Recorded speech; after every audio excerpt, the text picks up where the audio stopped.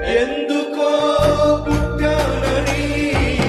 నా బ్రతుకే తందగని పనికిరాని వాడనని